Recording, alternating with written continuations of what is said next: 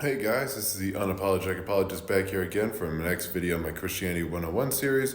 And this is going to be the second part of explaining God's communicable attributes. So this is just attributes that God can have that humans also can have to a certain extent. So obviously not in the same way, but something that we could experience in a way that God also has them as well too. So last time we ended off with God's gracious and merciful attributes, but that kind of led into our next set of attributes, which is God is just and he is a judge.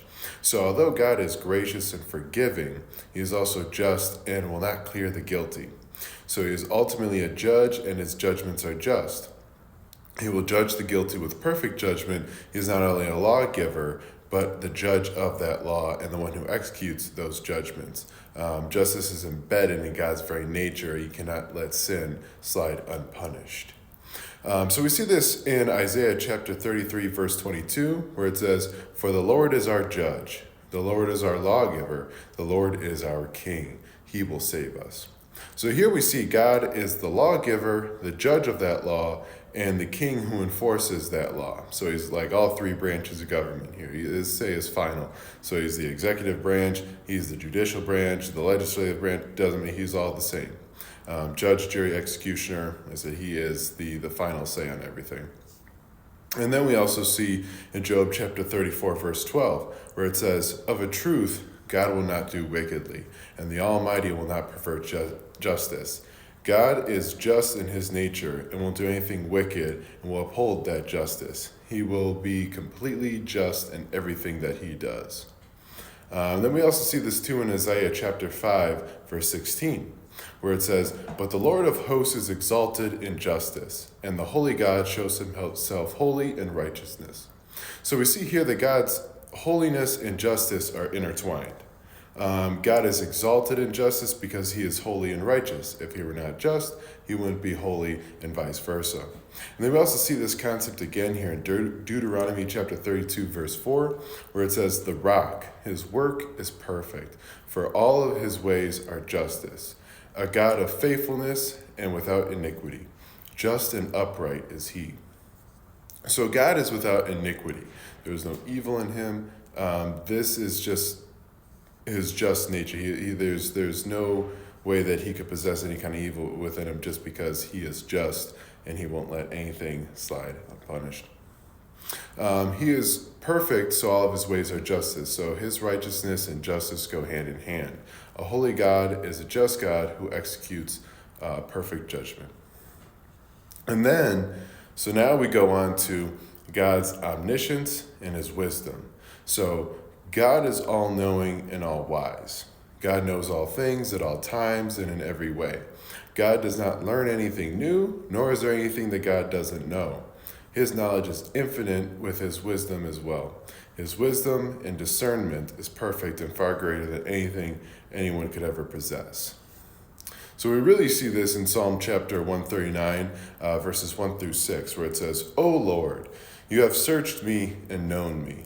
You know when I sit down and when I rise up. You discern my thoughts from afar. You search out my path and my lying down and are acquainted with all my ways. Even before a word is on my tongue, behold, O Lord, you know it altogether. You hem me in, behind, and before, and lay your hand upon me. Such knowledge is too wonderful for me. It is high, and I cannot attain it." And then we also see in verse 16 where it says, "Your eyes saw my unformed substance. In your book were written, every one of them, the days that were formed for me, when as yet there were none of them." So here we really see God's knowledge in the sense that God knows every little detail about you. He knows not only your thoughts, but all the days of your life, everything that you haven't done, everything you have done, and all the days that you have lived before you even lived them.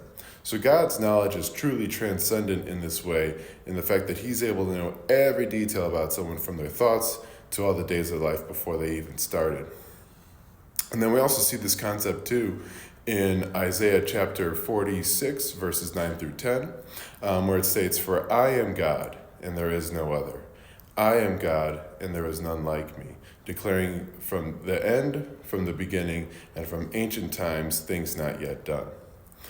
So here we see that not only does God have knowledge of the past, but also in the future, which is something no one else in creation possesses. Nothing in creation, God is truly alone in this aspect and having this attribute. And someone that's only someone that's outside of time and with perfect knowledge could know the future as well as the past.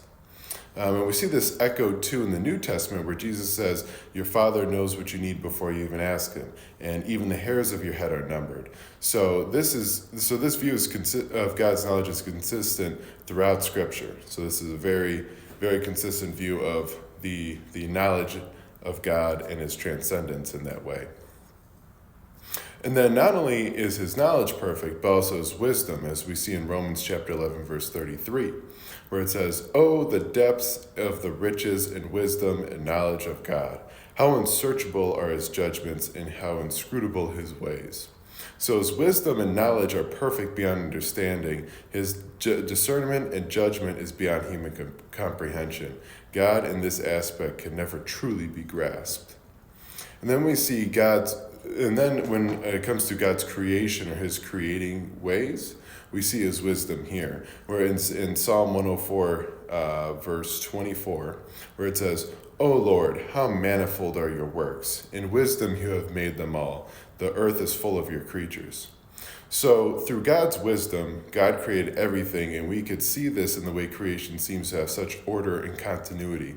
Everything seems to have a purpose and works together in a way where it would be expected from an infinitely wise God who knew how creation would need to be made to sustain life. So when you look at creation and around you, everything seems to have purpose. Even things that you don't think they have purpose somehow have some continuity throughout creation. Everything somehow seems to work together, in the point where if there was a really truly wise God out there who made everything, it makes sense that the fact that we see all this continuity throughout creation. So that concludes. I could go on for days about the attributes of God, but those were the main ones when it came to His communicable attributes. In my next video, we're going to be going over God's essence. So, what is God and who is God in His being? Obviously we see His attributes here, so things that kind of describe His character, but what is His nature? And we're going to go into that next video here. So if you liked what I put here, share it, comment. Like I said, any support that you guys can give, that'd be great.